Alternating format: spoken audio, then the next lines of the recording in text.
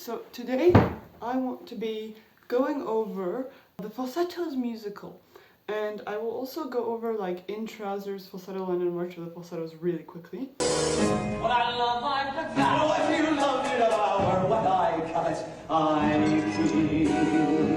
keep. Major spoilers for everything that I will be talking about, and I just want to go through it and analyze it a little bit and discuss some of my favorite parts of each musical and whatnot. So let's just get to it. Before Falsettos was Falsettos, it was originally 3 separate one-act musicals, respectively known as In Trousers, March of the Falsettos, and Falsetto Land, written by William Finn. So, oh my god, my entire white face paint just fell out. Anyway, In Trousers was written in 1979 and consisted of a very small cast of characters. We had Marvin, our main character and unreliable narrator, and 3 women that were relevant throughout the course of his life.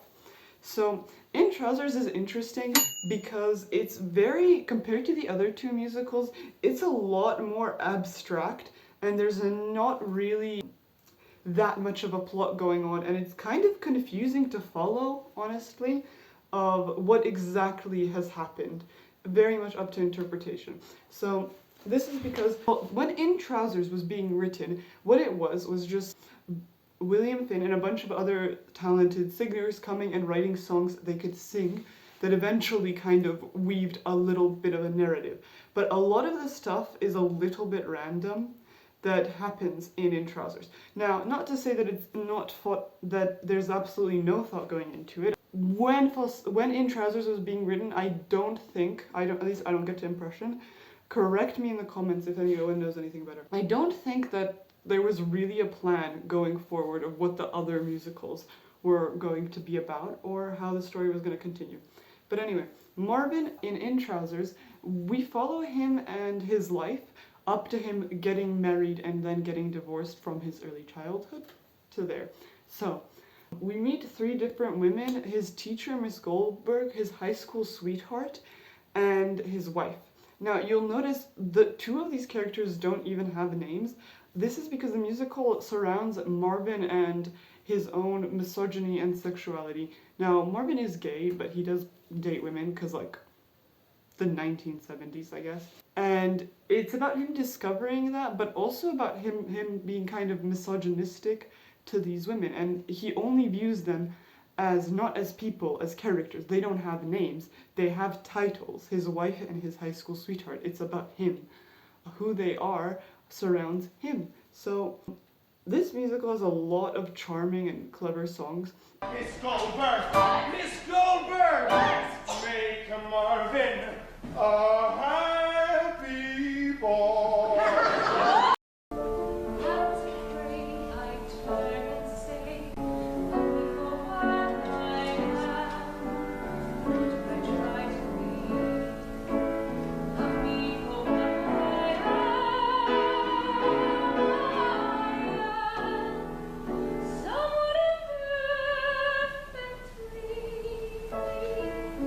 Highlights being like Wizard Going Down, The Nausea Before the Game, High School Sweetheart, like fucking great songs that are really charming and funny and witty, or like Marvin Takes the Victory Shower.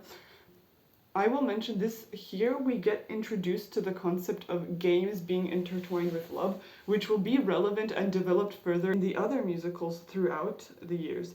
So in Trousers, we have songs like Nausea Before the Game, and which sings about both Marvin's, I think it's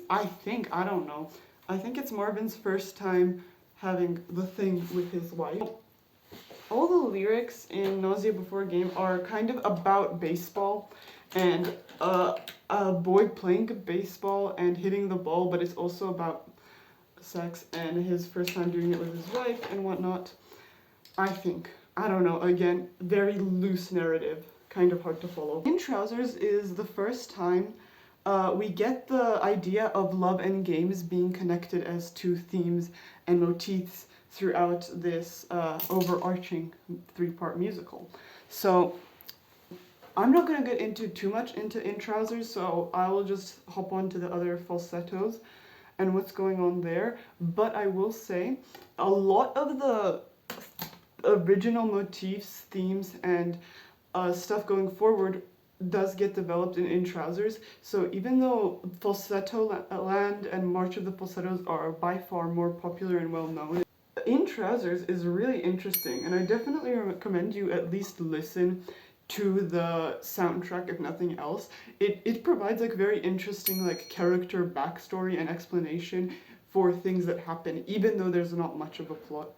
Again, like I said, the show is about Marvin discovering that he's gay and divorcing his wife. That's it. Like, that's pretty much the only events that happen in Trousers.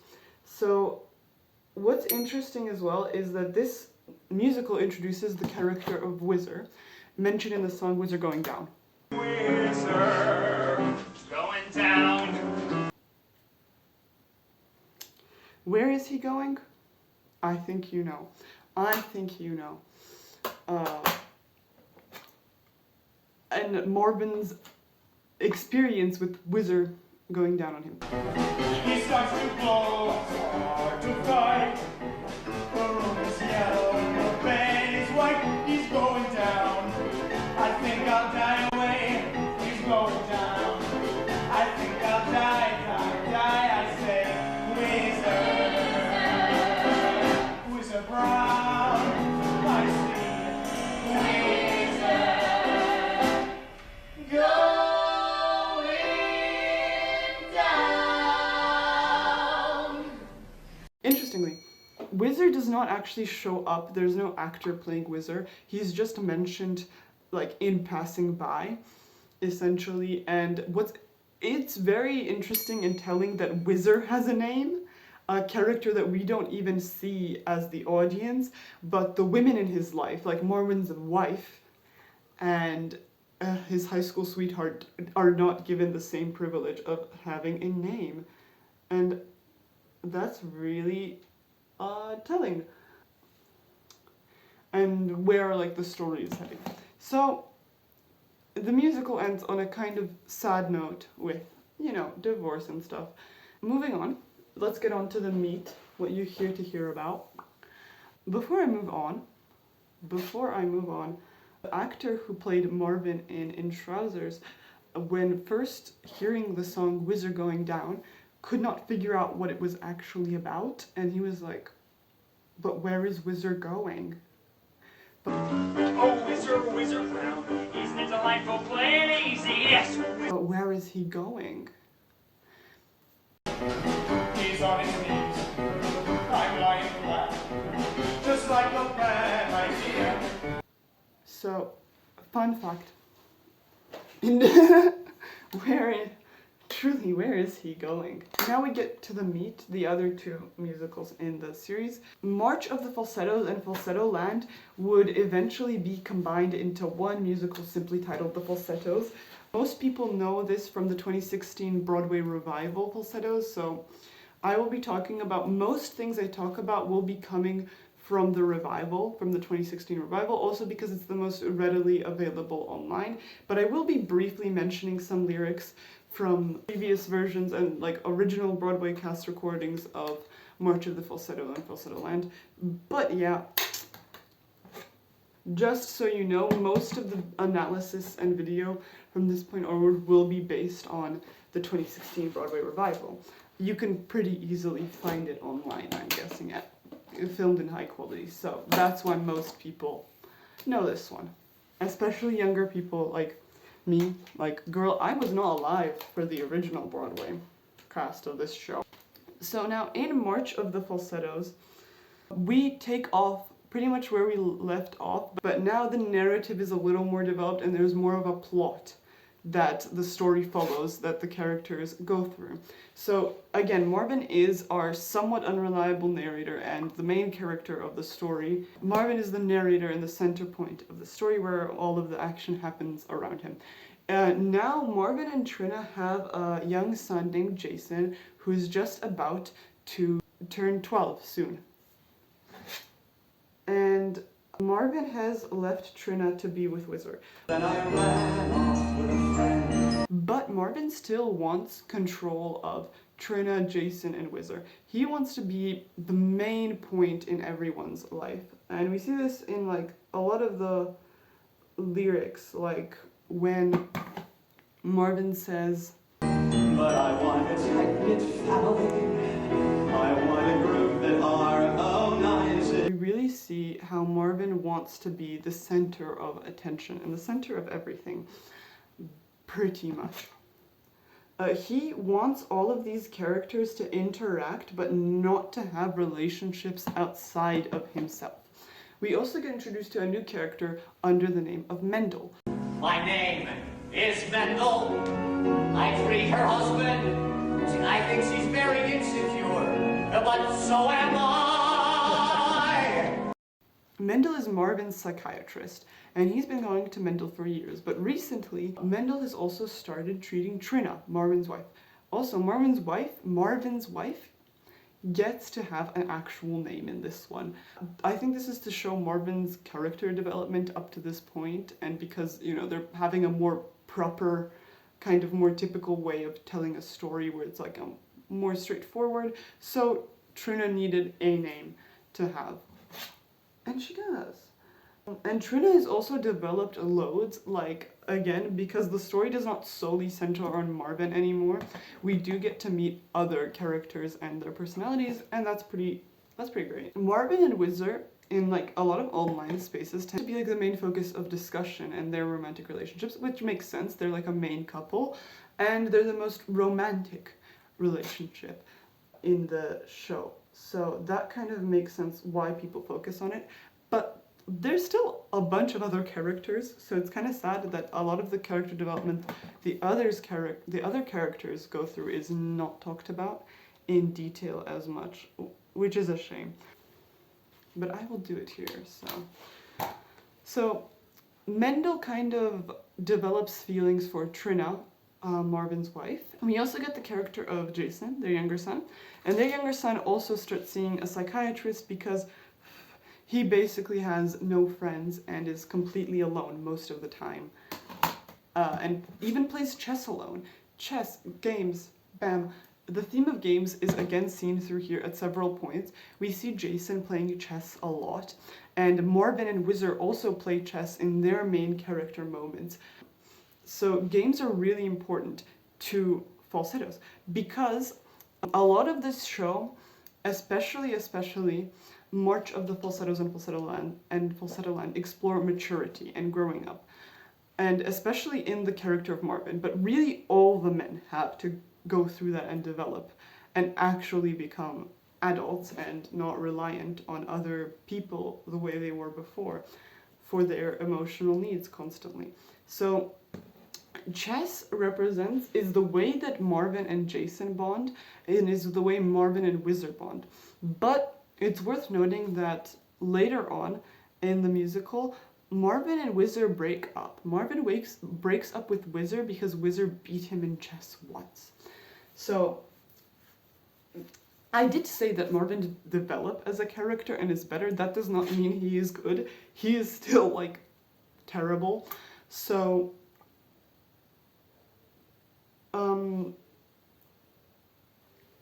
he's still pretty terrible. So he cannot stand being beaten at anything and his masculinity coming into question. And that's kind of what leads to the breakup with Whizzer. And eventually, when he gets Whizzer back into a relationship, it's after he's already learned more and he must learn to be a man that deserves to be with someone like Whizzer.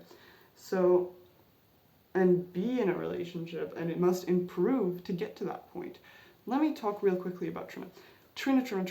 Trina sings the most iconic song of the whole musical that you've probably heard. I'm breaking down. He's a queen, I'm a queen. Where is our crown? I'm breaking down. My life is shitty and my kids is like idiots to me.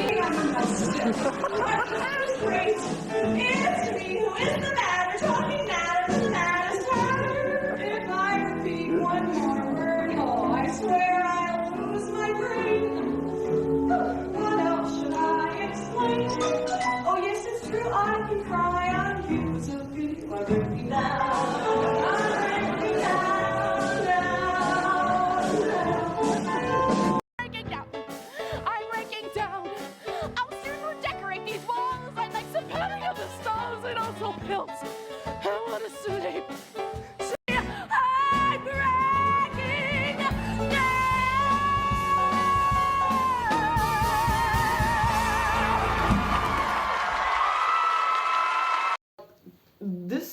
also in Trousers. It shows up again here because it's just that great of a song. It's about Trina's life falling apart. Most productions set it up that Trina is cooking during this song. And it's pretty great. It's about her coming to her ends wits with all these men in her life, and basically summarizes what we already know about the musical, but we see her perspective of it and her seeing Marvin and walking into Marvin and Wizard going down. She walked in. Anyway, and how she feels kind of like lost and failing her son, essentially. It's a pretty great musical number. It's the most iconic musical number of the entire trilogy, perhaps. Okay, I know a lot of people are gonna have the most opinions about this, but it is, and it's performed excellently by Stephanie J. Block in the revival and in the original Broadway production and off-Broadway production. Just amazing, like, vocalists have played her before, so fucking sick ass number. Also, what's interesting is that she's cooking in this scene, right, during this song. Now, cooking is also a very important motif throughout and has very great symbolism. So like in Trousers, just to go back through, Marvin sings a song called How Marvin Eats His Breakfast. People, stop your staring, get to work, my breakfast isn't made. People, stop your staring, get to work, my breakfast isn't life is lonely. Things about in Trousers about like throwing a fit for not getting his breakfast and wanting his breakfast made for him. So, you know, kind of like a little kid throwing a tantrum. So food still kind of represents that tantrum for Marvin. Trina even sings about in Tight-Knit Family Lines about how Marvin is forcing her to cook and how she thought he would stay because she always, you know, prepared dinner like she should have. So why did he leave? So yeah, cooking is obviously also very associated with a feminine and female gender role that Marvin pushes both Trina and Wizard into, and cooking remains kind of a hard point in Wizard's and Marvin's relationship, mostly because Wizard doesn't just want to bend over backwards to please Marvin in every way and is upset over this. And in their song, Thrill of First Love, sorry, I know I'm jumping around a lot. In Thrill of First Love, there's lyrics where Marvin and Wizard sing, as I put the steak in, I bring home the bacon. While I put the steak in, I bring home the bacon and Later on, we also have lyrics such as, that's what pretty boys should do, clip the coupons, make the dinner, and love me. supposed to always be here, making dinner, set to screw. That's what pretty boys should do. Check their hairlines, make the dinner, and love me. So, for Marvin, making him food is kind of like an expression of emotion and caring from another person, but it's also him trying to have dominance and control over the house. A lyric that's very interesting that was changed was in previous productions, before the revival, we had the lyric, I hope you all enjoy linguine, and Marvin sings about him cooking linguine for his family, but then that's changed later on, which I think is better. It's an improvement to, I love how they cook linguine. I love the way they cook linguine. Marvin referring to his family cooking linguine for him. This makes more sense and is more like cohesive with the rest of the narrative. So then we have games. As I mentioned, chess is important, but baseball is brought back here with Jason playing baseball, but that comes in at Falsetto Land. That comes in later, but sports is also very important and a way of bonding. And I've not mentioned this before. I've talked about games as how they recur and how characters connect through games, but games are also important because of the previous theme of maturity. The characters are playing games, especially Marvin. Marvin is playing games throughout this musical. That's what's important about him. He is playing with people's lives and hearts. Also, the issues of the characters are kind of made up. Like, the situation they have with their divorce and their feelings between each other there's not the main obstacle the characters face in their lives at this point is themselves. Right, which will be contrasted in the third and final installment. We'll get to that in a moment.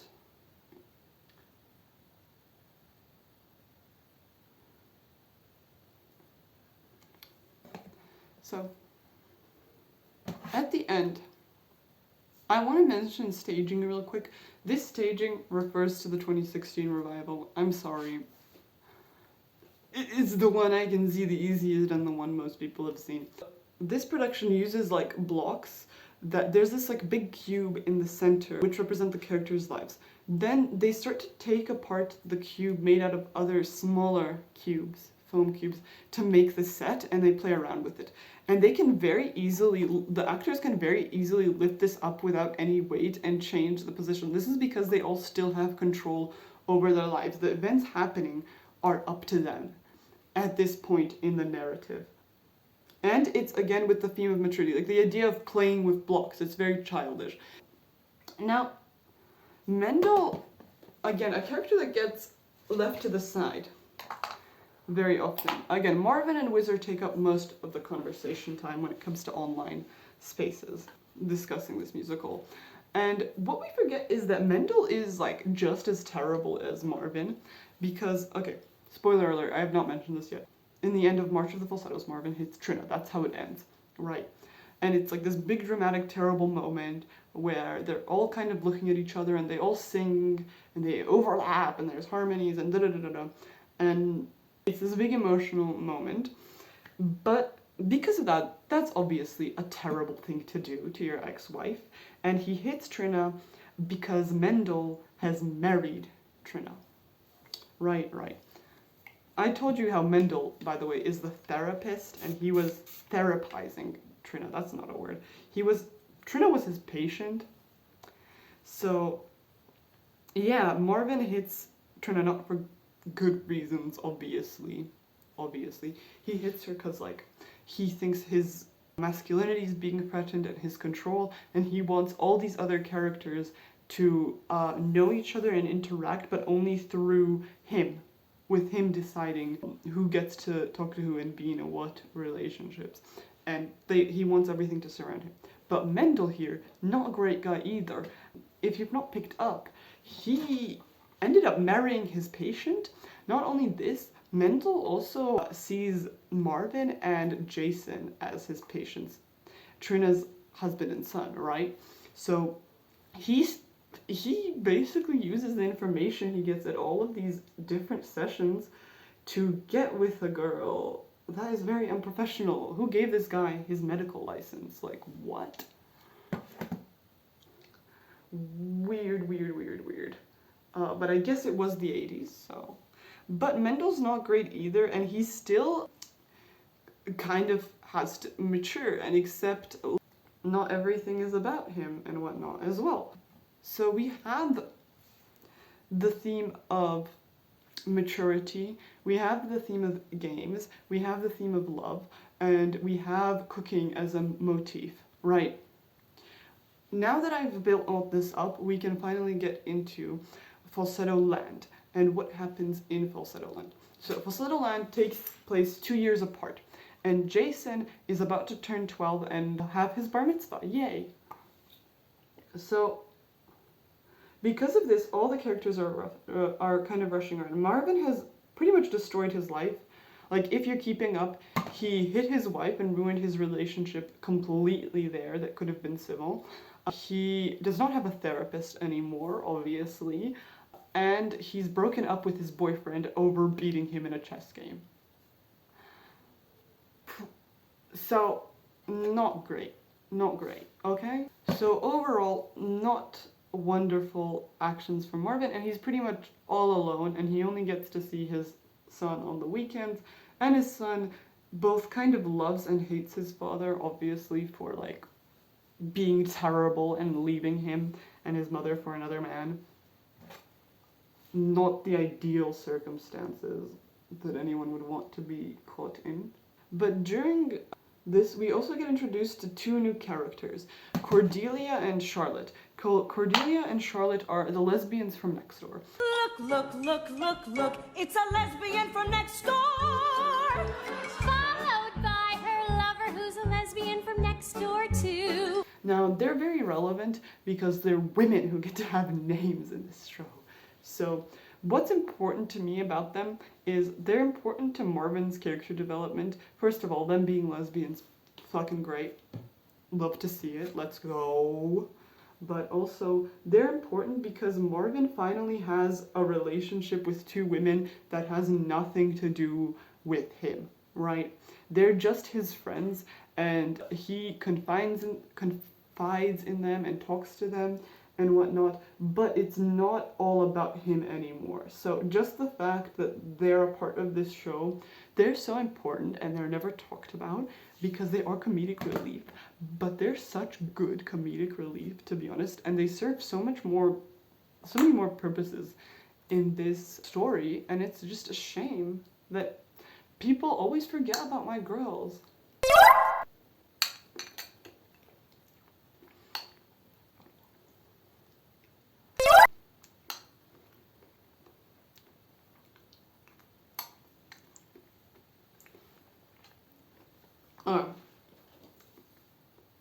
It's worth mentioning, in this act of the musical, this is like either the second act or the third musical in the series, depending on how you're watching it, how you look at it. Slowly throughout it, we get introduced to more and more like furniture and props that are real props, that are not the blocks. Slowly get introduced, and this is important for later, keep in mind. Oh, Cordelia and Charlotte are lesbian lovers that are the next door neighbors of the characters from the aforementioned characters. Charlotte is a doctor. Are you following with the plot? We're in the 80s, she's a doctor. You can figure out what's about to happen. I didn't, but you can, right? So, and Cordelia is her lover who just stays at home and cooks, essentially. And what I like about their relationship is that despite being comedic relief, there's still some additional depth to it. Like, we see like lines like, "You save lives and I save chicken fat." She saves lives and I save chicken fat. How am I supposed to deal with that? Sorry for my bad singing, but there's still like kind of jealousy between the two of them towards each other, mostly from Cordelia's side to Charlotte, and that their relationship is not always perfect, but they overall do love and support each other, which I really appreciate. Like, the scenes with the two of them together is so cute. Like, you see Cordelia running around and trying to help Charlotte out and make her and cook for her after Charlotte's long hard day at working as a doctor, and then the joke and the comedy, which there's not a lot of in this act, is that Cordelia cannot cook. Like, she is not good at cooking, and this is pretty funny because she also wants to cater for Jason's wedding, and we see like several times characters trying her cooking out and like almost vomiting. And it's this funny little joke and is very charming, and she's very earnest trying to get everyone to try her food and like it, but it's not good. But despite this, she keeps on cooking. And again, we have this idea of cooking and love. Cordelia cooks in a way to show like affection to the people around her. Whether or not they like it or it's good, she does try to express herself in that way, especially to her girlfriend. But this kind of represents Cordelia and Charlotte to me, how they tried to have their relationship that is uncommon at the time kind of fit into like what society expects, and going into some sort of more traditional roles. in their relationship. So even though like it is not acceptable to have two women in a relationship at this time, they still try to kind of find their own peace within this world that cannot accept or understand them.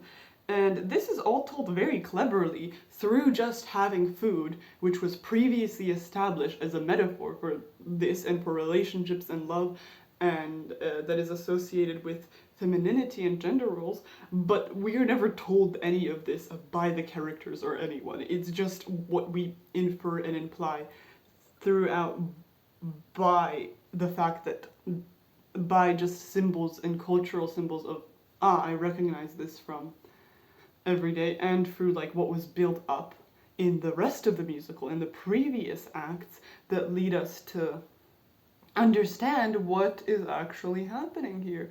And it gives their relationship a lot of depth, despite not having that many lines, all things considered, compared to the other characters.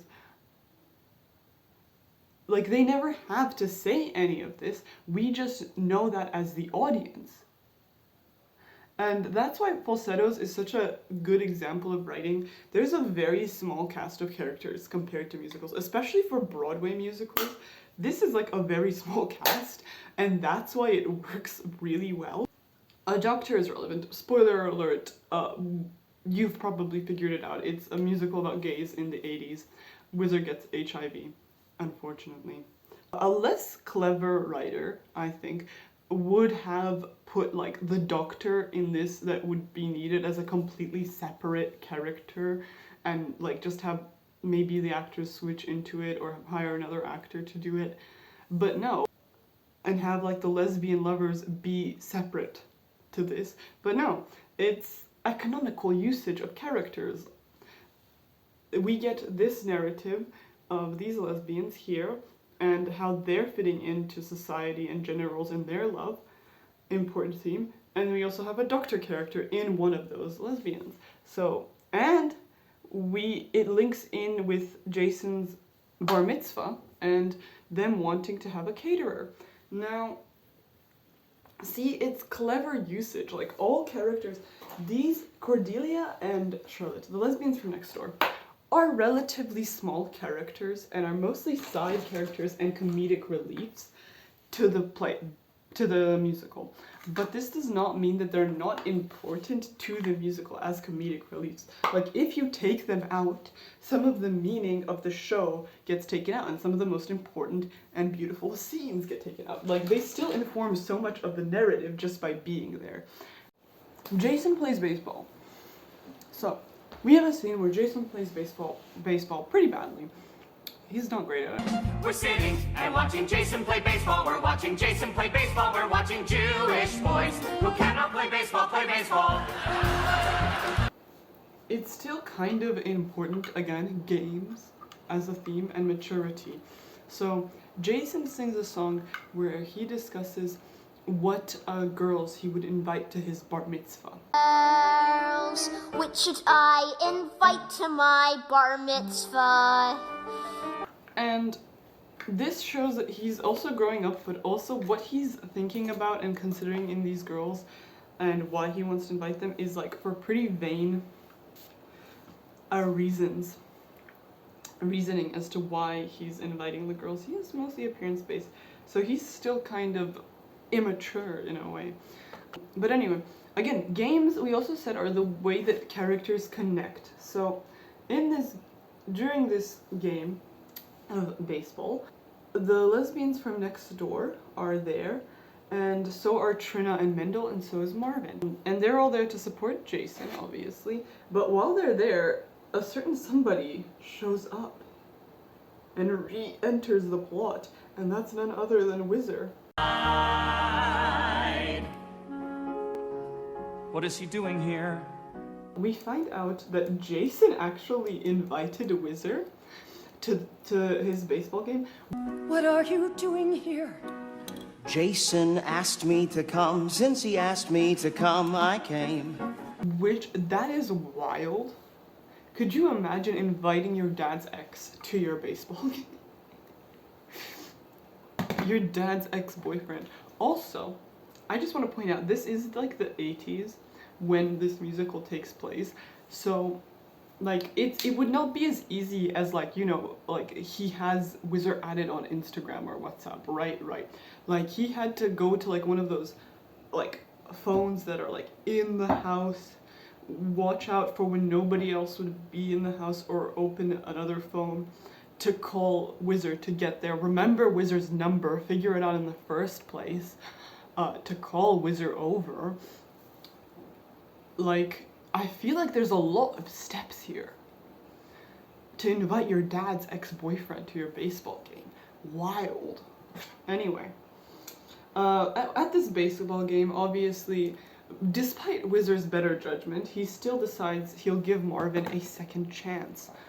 For some reason, girl, I don't know, I wouldn't. So Marvin and Wizard start their kind of relationship again and get back together. This freaks out Trina. And Marvin is actually kind of being a good dad. Like, yeah, he still fights with Trina all the time and argues about Jason's bar mitzvah, and they kind of ignore Jason's wishes for his own, like, birthday party, which is a shame. But all in all, Marvin is being better, and he's especially better to Wizard. Like, he goes out and plays tennis with Wizard, and we get a lovely scene of them in, like, short shorts. You're a beast, but at least when you play me, you win. Yeah, you give up. I perspire.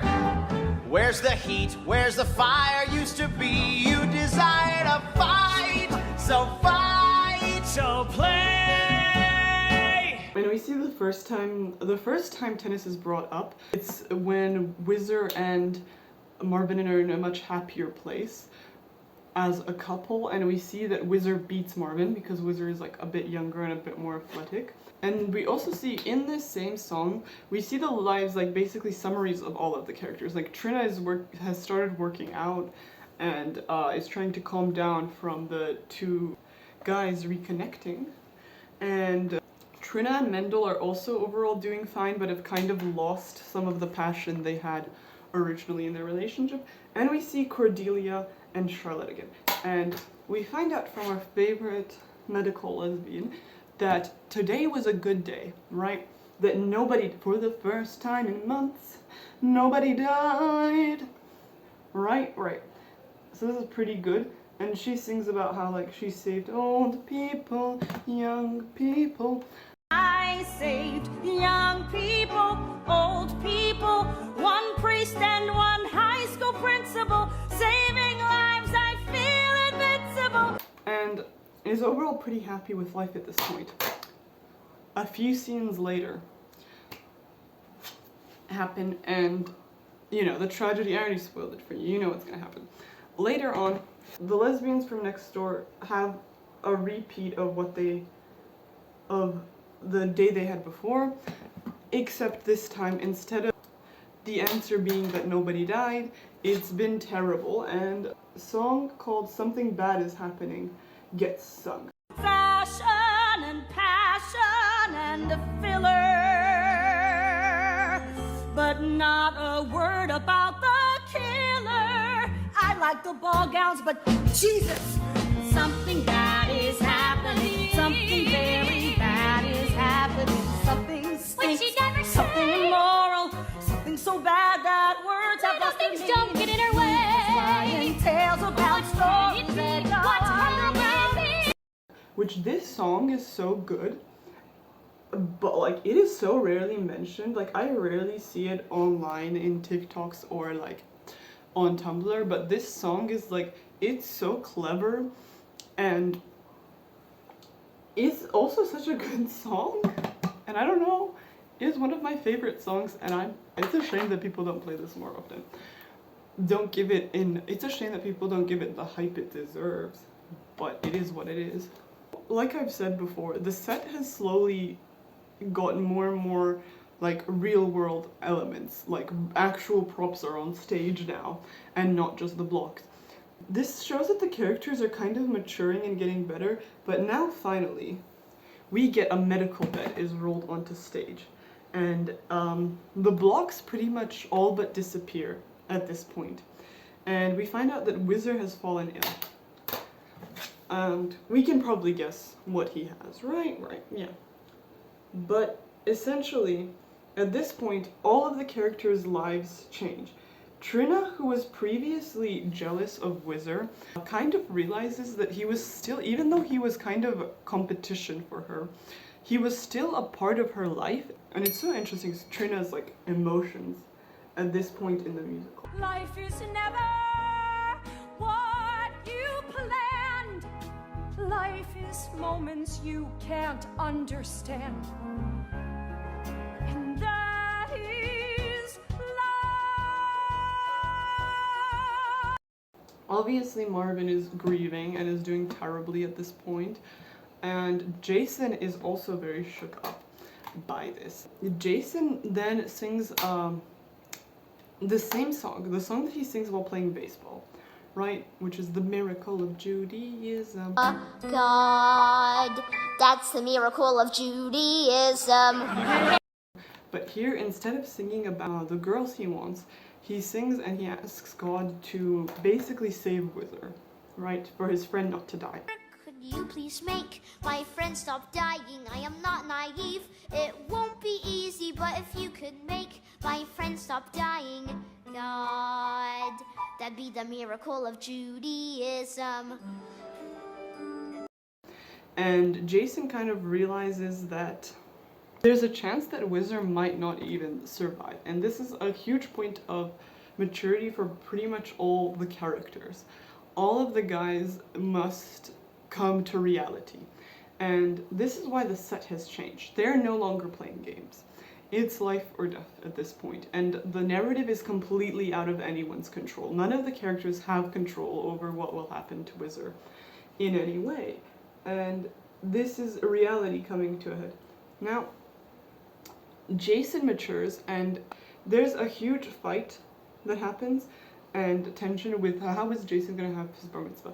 He wants to wait for Whizzer to get better to have this bar mitzvah.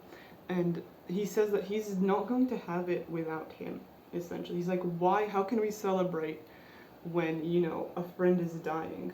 How can we do that when someone this close to us has fallen very ill? Like, what's wrong with you people? No one can decide if the bar mitzvah should be cancelled or not, or if they should just move forward with it. And I'm gonna spoil this shit as usual, because what am I here for except that? Jason decides to have his bar mitzvah in like the hospital with Whizzer. Here, I said let's have my bar mitzvah here. Surprise! This was Jason's brilliant idea, and I brought the prayer shawl. Just with Whizzer and his mom, dad, therapist stepfather, and the lesbians from next door. And this is just a very sweet moment that ties everything together. Something that I want to talk about is that Marvin finally becomes a good person, right? He becomes a better father to Jason, and he becomes okay towards Trina, and learns to be less jealous and becomes an actual like good boyfriend to Whizzer. But just because he's improved and become a good person, that does not make him entitled to anything. Marvin does not win a reward for being better. He's better because it's the right thing to do to be better, right? Not because he gets anything out of it. In fact, tragedy still happens to him, but that doesn't mean that he shouldn't have become a better person, right? And that's kind of beautiful. As we come to the end, finally, one last time, Cordelia serves her food at this bar mitzvah, and finally, it actually tastes good. The food tastes really yummy. Oh, mommy.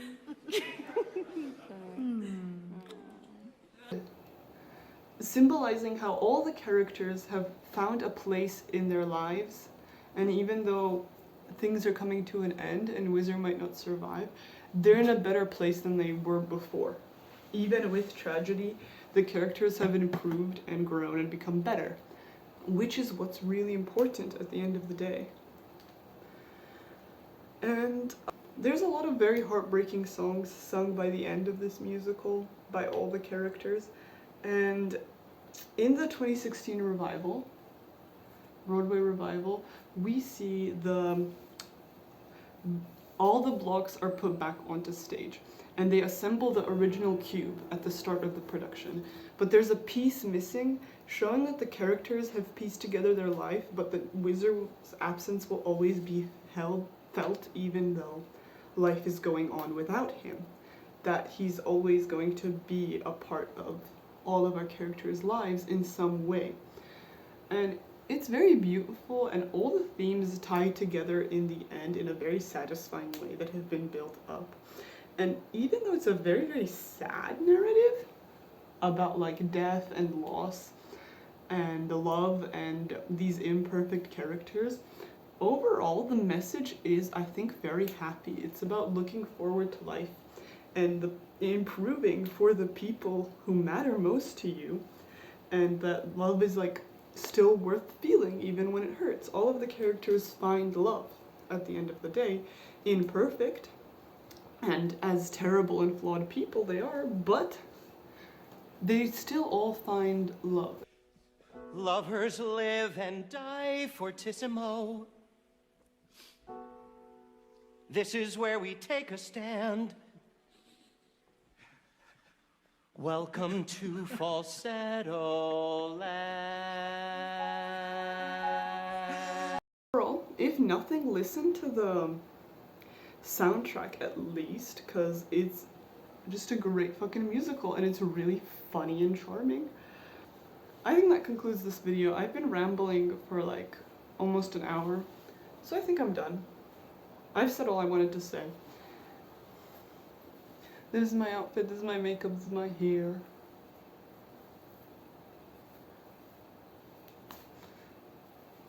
Wait, I didn't put on lipstick, I forgot. I didn't put on blush. Is my makeup done? But I'm done talking. Damn. Fucking damn. Let's do that real quick. Let's do that.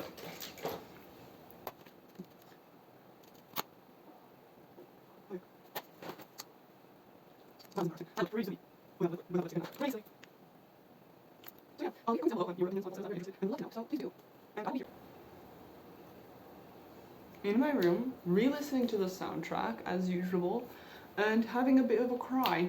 So those are my plans for the evening.